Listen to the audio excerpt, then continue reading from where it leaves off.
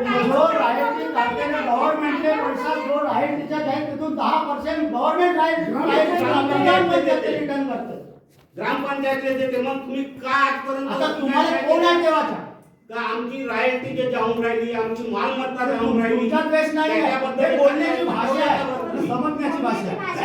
काही पाठवले का ग्रामपंचायत मधून?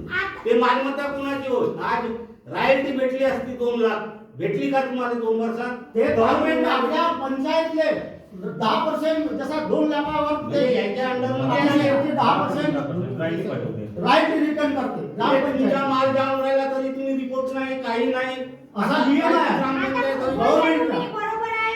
आता या मॅडम बसल्या तेव्हाच राजून आता त्याच्यात तुम्हाला तुमच्याकडे द्वेष नाही, कोणाचा नाही.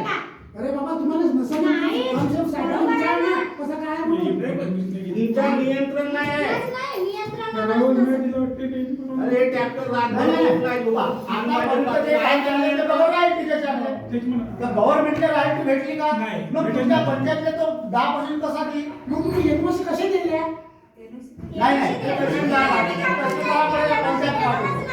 सरकारी रेती डिपोची तुम्ही एनओसी दिल्या का ग्रामपंचायतने? नाही दिल्या. मग सरकारी रेती डिपो कसे चालू आहे? सरकारी रेती डिपो चालू आहे ना गावामध्ये? सरकारी रेती डिपो चालू आहे गावामध्ये, तर तुम्ही एनओसी नाही दिल्या का?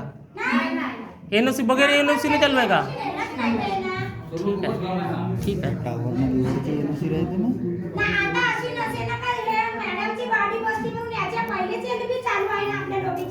ठीक आहे, ठीक आहे ना, मी घेतो. आता एक गोष्ट सांगतो. जो गाडीवर बसते त्याचा जो कर्तव्य तो केला नाही, पाहिजे. ऐकून घ्या. आता तरी एक गोष्ट सांगतो मी.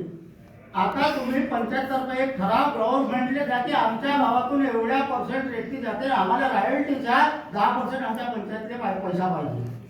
ते तुम्हाला रिटर्न पैसा भेटत 10% रॉयल्टीचा. तुम्ही आपल्या पंचायत तुमच्या पंचायत नाही केलं म्हणजे तुम्ही संबंधित आहात. आपल्या भरोश्यावर पंचायतच्या भरोश्यावर कुठे राहते हे तुमचं काम होतं. आज गावातले लोक ट्रॅक्टर बंद करून राहिले. 3-4 वाजेपासून ट्रॅक्टर चालतात गावात, झोपून नाही राहिले लोक. गावातल्या लोकांनी हा मुद्दा उचलून आम्ही नाही, हा एक लोक आम्हाला नाही, आम्हाला रोजगार द्या म्हणतात. ज्याचे ट्रॅक्टर आहे त्यांनी रोजगार मिळून द्या. मग तुम्हाला 6 महिने